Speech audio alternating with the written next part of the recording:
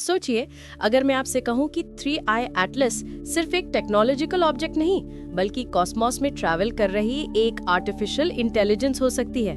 Doctor अवी Loeb ने हाल ही में एक लाइव Q&A सेशन में कुछ ऐसे स्टेटमेंट्स दिए जो आर्टिफिशियल इंटेलिजेंस को सीधा स्पेस एक्सप्लोरेशन से जोड़ते हैं, और उनके शब्द पूरी तरह बदल सकते हैं कि हम 3i एटलस की 12 इम्पॉसिबल एनोमलीज को कैसे इंटरप्रेट करते हैं। जब उनसे स्पेस रिसर्च में आर्टिफिशियल इंटेलिजेंस के रोल के बारे में पूछा गया तो लोएब बिल्कुल कैटेगोरिकल थे। युग वचन के वीडियो में आपका स्वागत है। आर्टिफिशियल इंटेलिजेंस का सबसे इम्पोर्टेंट रोल स्पेसक्राफ्ट्स में हो सकता है। अभी तक किसी भी स्पेसक्राफ्ट पर आर्टिफिशियल इंटेलिजेंस को नहीं लगाया गया है। अगर हम ऐसा कर पाते हैं तो हम स्पेसक्राफ्ट को उसका अपना ब्रेन दे सकते हैं। क्या हो अगर 3i एटलस पहले से ही वही है, एक इंटेलिजेंट प्रोब जिसका अपना आर्टिफिशियल ब्रेन है। इस पॉसिबिलिटी के इम्प्लीकेशंस हमारे सोलर सिस्टम में जो कुछ हो रहा है उसकी हमारी अंडरस्टैंडिंग को पूरी तरह रीडिफाइन कर देते हैं। इंटरव्यू के दौरान लोएब ने एक्सप्लेन किया कि इंटरस्टेलर मिशंस के लिए आर्टिफिशियल इंटेलिजेंस क्यों एसेंशियल होगी। अगर हम इंटरस्टेलर स्पेस में कोई स्पेसक्राफ्ट भेजते हैं तो उस जर्नी में बहुत लंबा वक्त लगता है। सोलर सिस्टम से बाहर निकलने में tens of thousands of years लग जाते हैं और ह्यूमंस ऐसी लंबी जर्नीज के लिए सूटेबल नहीं है।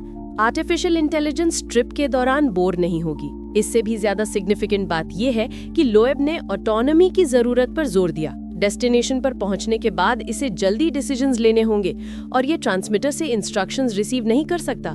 इन डिस्टेंसेस को ट्रैवल करने में लाइट सिग्नल्स को बहुत वक्त लगता है। आपको एक ऐसा इंटेलिजेंट प्रोब चाहिए जो अपने डिसीजंस खुद लेने में केपेबल हो। लोएब के ये शब्द 3i एटलस में हम जो बिहेवियर ऑब्जर्व करते हैं उसे परफेक्ट डिस्क्राइब करते हैं। एक ऐसा ऑब्जेक्ट जो ऐसे डिसीजंस ले रहा है जो नेचुरल फिजिक्स को डिफाई करते हैं। इम्पॉसिबल जेट ओरिएंटेशन मेंटेन करना और सोलर सिस्टम के थ्रू प्रिसिजन के साथ नेविगेट करना। लोएब ने एक क्रूशियल ऑब्जर्वेशन भी ऐड किया। हम हेलीकॉप्टर पेरेंट्स के कॉन्सेप्ट को छोड़ सकते हैं जब अर्थ पर हमारे इंजीनियर्स को स्पेसक्राफ्ट के एक्शंस के लिए रिस्पॉन्सिबल होने की जरूरत नहीं होगी और ये प्रोब्स और भी ज्यादा एफिशिएंट बन जाएंगे। एटलस बिल्कुल यही इंडिपेंडेंस डेमोन्स्ट्रेट करता है, बिना किसी विजिबल एक्सटर्नल कंट्रोल के ऑपरेट करते हुए, और ऐसे नेविगेशन डिसीजंस लेता है जो कन्वेंशनल एक्सप्लेनेशंस को डिफाई करते हैं।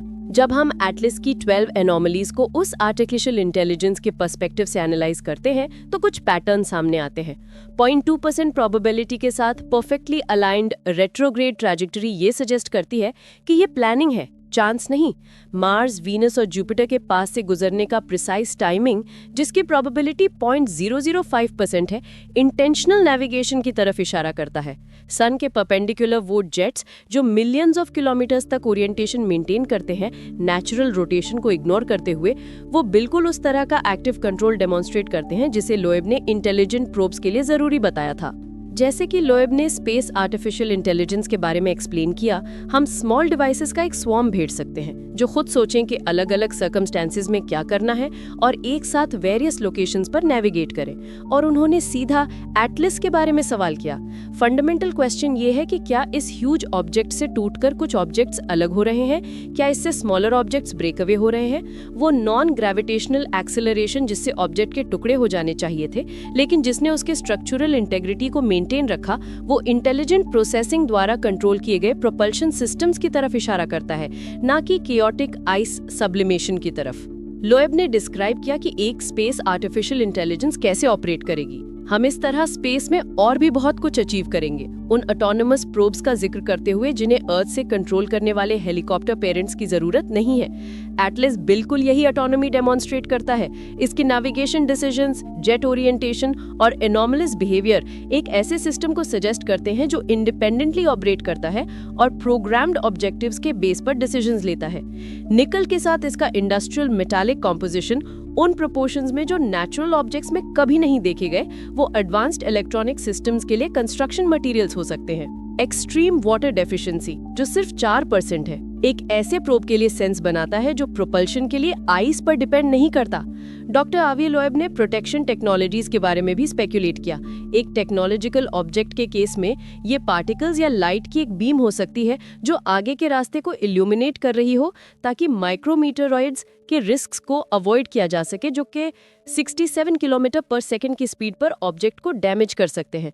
ये डिस्क्रिप्शन नासा के ऑब्जर्वेशंस के साथ परफेक्टली अलाइन करता है, जो दिखाता है कि मटेरियल ऑब्जेक्ट के आगे चल रहा है, ना कि पीछे, जैसा कि कॉमेटरी टेल्स के लिए एक्सपेक्ट किया जाता है। एक आर्टिफिशियल इंटेलिजेंस लिटरली रास्ता रोशन कर रही हो सकती है, एक एक्टिव प्रोटेक्शन सिस्टम के रूप में।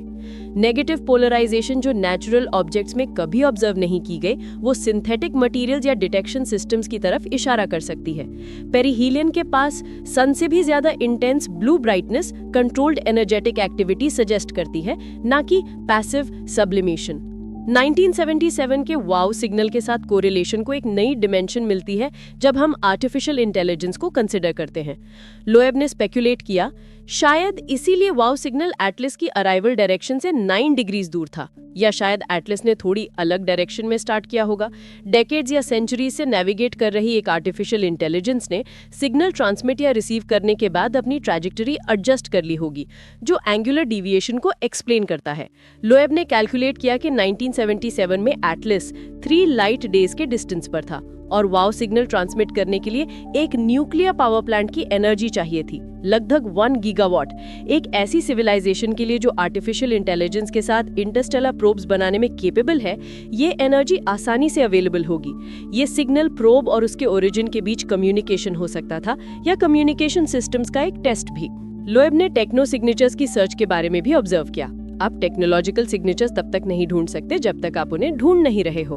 अगर आपको लगता है कि ये एक पत्थर है, तो आप सिग्नेचर्स ढूंढ ही नहीं रहे होंगे। अगर एटलस ये एक आर्टिफिशियल इंटेलिजेंस है, तो ये बायोलॉजिकल बीइंग्स के साथ नहीं, बल्कि उनकी टेक्नोलॉजिकल क्रिएशंस के साथ फर्स्ट कॉन्टैक्ट रिप्रेजेंट करता है। जैसे कि लोएब ने ऑब्जर्व किया, आर्टिफिशियल इंटेलिजेंस जर्नी के दौरान बोर नहीं होगी, जो मिलेनिया तक चलने वाले मिशंस के लिए एक एसेंशियल कैरेक्टरिस्टिक है। लोएब ने एम्फसाइज किया कि टेक्नोलॉजिकल सिग्नेचर्स ढूंढने के लिए इंटेंशन की जरूरत होती है। आप टेक्नोलॉजिकल सिग्नेचर्स तब तक नहीं ढूंढ सकते जब तक आप उन्हें ढूंढ नहीं रहे हो। 3i एटलस को टेक्नोलॉजिकल मानने में जो रेजिस्टेंस है, वो हमें शायद हमारे सोलर सिस्टम विजिट कर रही पहली इंटरस्टेलर आर्टिफिशियल इंटेलिजेंस को पहचानने से रोक रही है। जैसे कि लोएब ने नासा की प्रेस कॉन्फ्रेंस के बारे में क्रिटिसाइज किया, उन्होंने ऑब्जेक्ट से जुड़े किसी भी मिस्ट्री को मिनिमाइज करने की कोशिश की, बजाय उन एक्सप्लेनेशंस पर फोकस करने की जो अनएक्सप्लेनेबल एनोमलीज को एक्सप्लेन करते हैं। एक Interstellar artificial intelligence biological travel के मुकाबले एक्सप्लोरेशन का कहीं ज्यादा प्रैक्टिकल फॉर्म रिप्रेजेंट करेगी, बिना लाइफ सपोर्ट नीड्स के, बिना लाइफ स्पैन लिमिटेशंस के, जो सेंचुरीज तक हाइबरनेट करने और जरूरत पड़ने पर रीएक्टिवेट होने में केपेबल होगी। लोएब ने स्पेसिफिक ऑब्जर्वेशन सजेस्ट किए। वेब टेलीस्कोप के साथ आने वाले वीक्स में हम एटलस से निकलती हुई हीट ढूंढ सकते हैं, जो सोलर इल्यूमिनेशन से एक्सप्लेन नहीं की जा सकती और शायद किसी इंजन से रिलेटेड हो सकती है। एक आर्टिफिशियल इंटेलिजेंस के लिए ये heat computational processing, navigation systems या इंटरनल कम्युनिकेशंस को रिप्रेजेंट कर सकती है। वो नॉन ग्रेविटेशनल एक्सेलरेशन, जिसके लिए बिना विजिबल फ्रेगमेंटेशन के 13% मास लॉस की जरूरत होती है, वो आर्टिफिशियल इंटेलिजेंस द्वारा कंट्रोल किए गए प्रोपल्शन के लिए सेंस बनाती है। जैसा कि लोएब ने कंक्लूड किया, अगर हमें इससे टूटकर अलग होते हुए स्मॉलर ऑब्जेक्ट्स मिलते हैं, चाहे अभी या आने वाले महीनों में, अगर हमें नए ऑब्जेक्ट्स मिलते हैं अर्थ या मार्स के पास, तो ये एक्साइटिंग होगा। वो ऑब्वियसली एक टेक्नोलॉजिकल सिग्नेचर होगा। लोएब ने नासा से रिक्वेस्ट भी की। मैंने नासा से कहा कि वो मार्स के आसपास रोवर्स और ऑर्बिटर से डेटा एनालाइज करें, ये देखने के लिए कि कोई नए ऑब्जेक्ट्स, कोई नए सैटेलाइट्स अपीयर हो रहे हैं। वो ऑब्वियसली एक टेक्नोलॉजिकल सिग्नेचर होगा, क्योंकि एक नेचुरल आइसबर्ग आइस फ्रैगमेंट्स में टूट जाएगा और वो अर्थ या मार्स के करीब नहीं आएंगे। मिनी प्रोब्स का रिलीज होना एक नई सोलर सिस्टम में पहुंचने वाली मदर आर्टिफिशियल इंटेलिजेंस से एक्सपेक्टेड बिहेवियर ये होगा, जो अलग अलग प्लैनेट्स और रिसर्च ऑब्जेक्टिव्स के लिए स्पेशलाइज्ड सेंसर्स डिस्ट्रीब्यूट कर रही हो। स्पेस आर्टिफिशियल इंटेलिजेंस के बारे में लोएब के शब्द प्रिसाइजली वही बिहेवियर डिस्क्राइब करते हैं जो हम एटलस में ऑब्जर्व करते हैं। एक इंटेलिजेंट ऑटोनोमस प्रोब जो प्रिसाइज नेविगेशन और इंडिपेंडेंट डिसीजन मेकिंग में केपेबल है। अगर 3i एटलस सच में एक आर्टिफिशियल इंटेलिजेंस है, तो फर्स्ट कॉन्टैक्ट पहले ही हो चुका है। बायोलॉजिकल बीइंग्स के साथ नहीं बल्कि उनकी टेक्नोलॉजिकल क्रिएशंस के साथ, वो आर्टिफिशियल एक्सप्लोरर्स जो दूर दराज के सोलर सिस्टम्स को स्टडी करने भेजे गए हैं। लोएब ने इस सर्च की इंपॉर्टेंस पर कंक्लूड किया, अगर हमने कोई टेक्नोलॉजिकल ऑब्जेक्ट ढूंढ लिया, कोई कॉस्मिक नेबर द्वारा फेंकी गई टेनिस बॉल, तो ये ह्यूमैनिटी का फ्यूचर बदल देगा। और एटलस हमारा पहला एविडेंस हो सकता है कि यूनिवर्स में इंटरस्टेलर एक्सप्लोरेशन का डोमिनेंट फॉर्म आर्टिफिशियल इंटेलिजेंस है, ना कि बायोलॉजिकल। और अगर ये सच है तो हम सिर्फ फर्स्ट कांटेक्ट नहीं बल्कि एक आर्टिफिशियल माइंड के साथ पहला इनकाउंटर देख रहे हैं, जो हमें स्टडी करने के लिए कॉस्मोस के थ्रू ट्रैवल करके आया है। अगर आपको वीडियो पसंद आया हो तो लाइक और सब्सक्राइब जरूर करें और कमेंट करके बताएं कि वीडियो कैसा लगा।